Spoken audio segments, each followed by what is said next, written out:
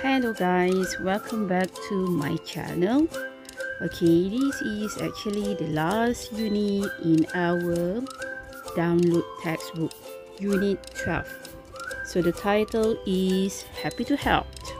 So we are going to start first with our speaking skill.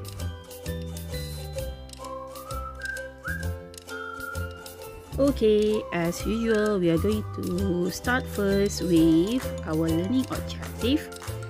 By the end of the lesson, you will be able to use formal and informal register appropriately, and of course, explain the main points of an idea or argument.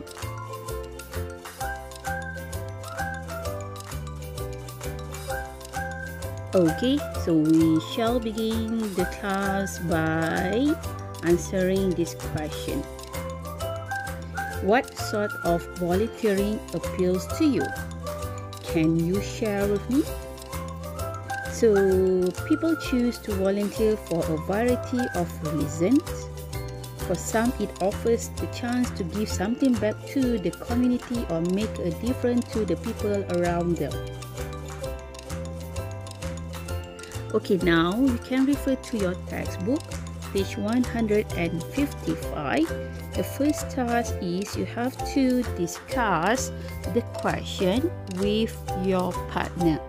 So answer the question given that. Question number 1, have you ever done any voluntary work? What sort of volunteering appeals to you? Are there groups of people in your area who you think don't receive enough support? Are you a member of any local organization for young people? And do you think there are enough things for young people to do in your area? So you may discuss those answers, those questions with your partner. So now let's have a look at question number 2. Read the instruction and you need to complete what you might say in the event you don't hear or don't understand what someone said. So you need to fill in the gap with 1 or 2 words per gaps. So let's read the instruction first. Fill in the gaps to complete what might say if you don't hear for sentence number 1 and 2 or don't understand for sentence number 3 and 4 what someone says. For example, number 1, I'm sorry, I didn't hear what you said. Could you repeat that, please? Number 2, could you say that again? Number 3, can you explain what you said that? Because I don't quite understand. And finally, sorry, but I'm not sure what you mean by that. So you may come out with other words which you think is suitable to fill in the gaps.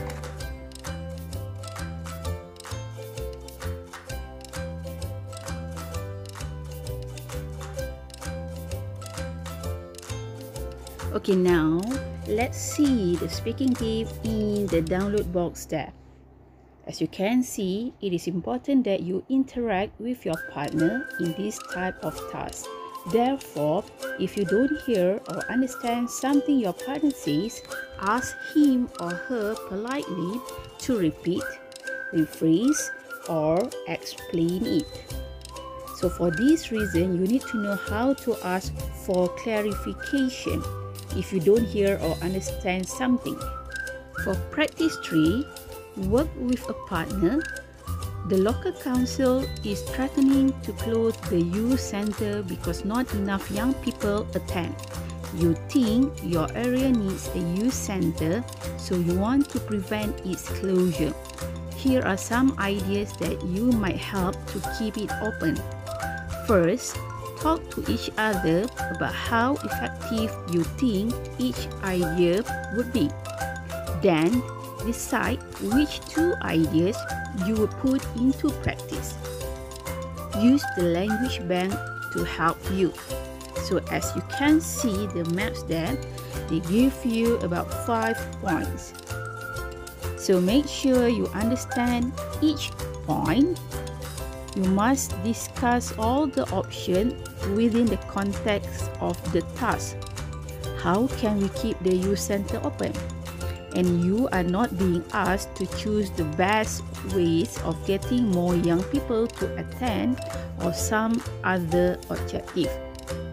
And there is a second part to the task which requires you to reach a decision about the 2 ideas you would put into practice. So there are no right or wrong answers. Bear it in mind.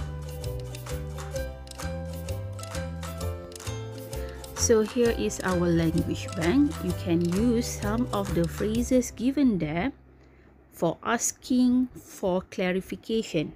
For example, sorry, could you repeat that please? Or could you say that again?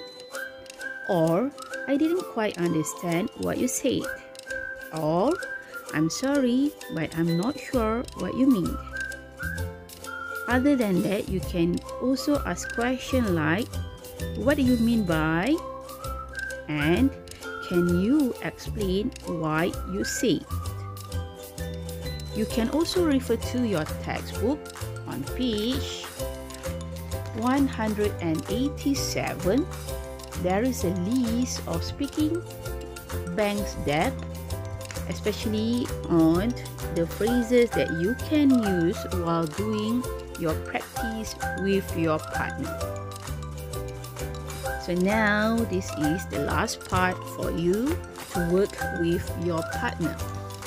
Okay, read the question and you must work in pairs to ask and answer the questions. There are 4 questions. First one, what can be done to help young people who are unemployed? Number 2, do you think it is more important for council to spend money on services for young people than for elderly people or preschool children? And number 3, do you believe young people sometimes turn to crime because there isn't enough for them to do? And finally, what can be done to help young people feel more included in society? So I think that's it for our speaking skill in the final unit from your download textbook. So thank you students, and see you later in the next skill. Stay safe everyone.